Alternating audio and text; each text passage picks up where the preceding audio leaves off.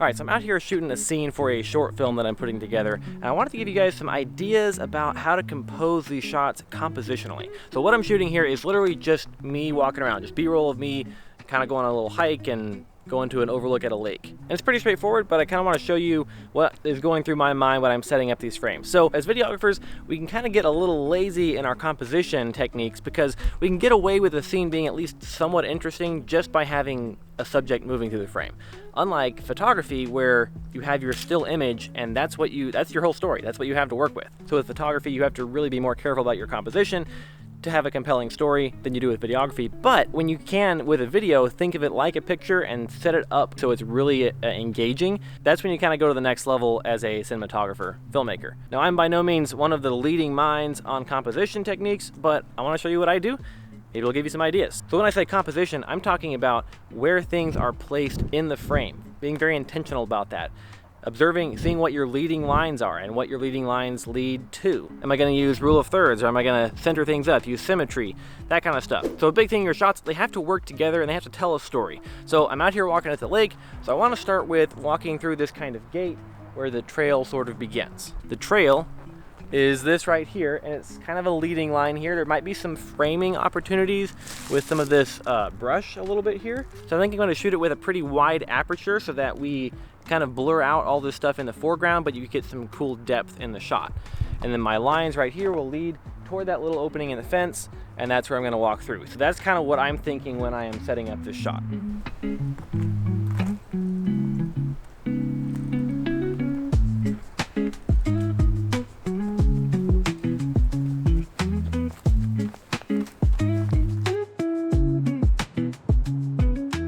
Big thing you want to be conscious of, especially when you're filming something kind of repetitive like B-roll of yourself walking around, is not being too repetitive or predictable or redundant in the shots you're getting. So get a variety. Get close-ups, get wide shots. Don't just have yourself walking away from the camera or toward the camera either, or I mean even both of those the entire time. Get some with you walking, left to right, or close-ups on your boots, close-ups on your face as you're walking, things like that. That's less of a composition tip, I guess, and more just kind of what's going through my mind as I'm out here shooting these. A big part of it is how can I get creative and get something that's not just the same thing over and over again.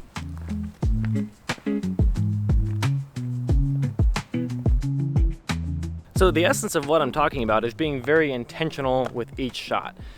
Not just setting up the camera and walking through the frame and calling it good, but really thinking about what is the story here. So in this shot, I chose intentionally to shoot it a little bit wider, not a 50 or 60 millimeter lens, but a 35, because kind of the wide open road is what I was trying to show. And I chose to tilt the camera down so that the horizon sort of was in the top third, because this shot is more about the road. That's more the story of this frame. So just things like that, intentional decision making with each frame of video you're shooting. And today I'm also filming behind the scenes because the film I'm shooting, that's going to be important for that story. So that means 2 tripods, 2 mirrorless cameras, and 2 camera bags. And when you're filming yourself and you aren't watching what's playing out on screen, it's always a good idea to review your footage and make sure you got what you thought you were getting. A lot of times I'll find I thought I was focusing on that blade of grass, but actually it was a different blade of grass and I stepped at the wrong spot, the focus wasn't right, that kind of thing. So it's a good idea to kind of watch it back and see what you got. So on this shot of the redbud blossoms, I started trying to shoot it just as still as I could. But then I thought, well, how can I add a little bit more interest to this? And I decided, hey, let's get some cool bokeh in the background with a little bit of parallax orbiting the blossom a little bit. I was having a hard time keeping that smooth, so I turned on high E stabilization on the camera, and then also thought I'd go ahead and swap it into 60 frames per second so I can slow it down in post and get it even more smooth. This kind of flatland here, these trees, look a little bit different, a little bit visually interesting, so I'm going to get one of those shots of me walking by left to right, kind of showing that scenery behind. The most traditional example of leading lines is like railroad tracks or power lines that give you perspective and lead you through the frame. Fence rails, that kind of thing. But leading lines can actually just be lines in your frame that kind of point to a subject. And a good example of that is the road here. I could use that to sort of center up if I wanted to tilt it down and focus on my feet. Maybe the edge of the road, even though it's not a traditional leading perspective line, it could kind of keep your eye pointing toward my feet. for example. Now in this case, I don't want to do that. I want to showcase what's behind here, so, which you can probably see if I get out of the frame. But compositionally, it's not super visually interesting. So what I'm thinking is I'm going to put that tree right on the left third, and then kind of the rest of the interest is on the right third. So that's the composition that I'm thinking in my mind. Then of course our subject is just me walking through. So that's kind of what I'm setting up.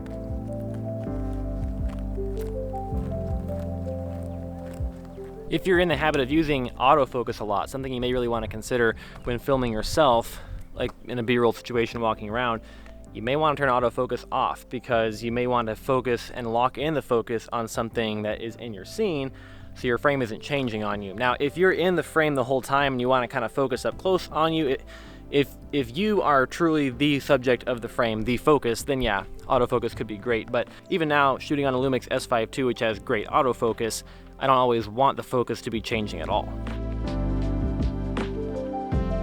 I'm actually going to take the camera off the tripod for this shot because you'll see what I mean. I need to get a little bit lower to get it more interesting. Here, I'll show you what I'm talking about. So we've got some cool trees here with a lake behind. Okay, that's interesting. It's kind of cool, but it's just there's not a lot of depth to it. You're just looking through trees.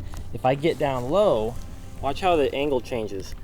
Well, we got a bunch of brush here. I find a spot that's maybe a little bit clearer, like right here. Look at that. We get a splash of color on the right side there. We kind of compress that foreground by getting low and getting it kind of dirty in the front third of the frame. And it's a much more interesting shot. I'm going to grab this just a still shot, and in post I might kind of zoom in on it a little bit.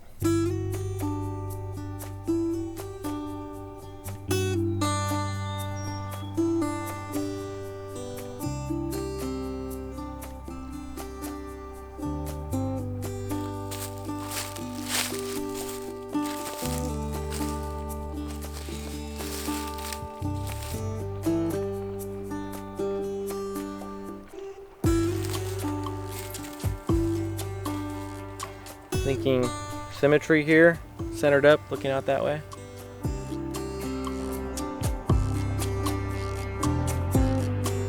Just to be clear, in case somebody was curious, it's not like I think this is some kind of drop-dead, gorgeous, amazing place to film. But that's kind of the point of the film I'm shooting, actually, this scene. You'll see, I'll link the film up here and at the end of the video whenever it's done. I'm not sure if it's coming out before this video or after, but yeah, be happy for you guys to check it out.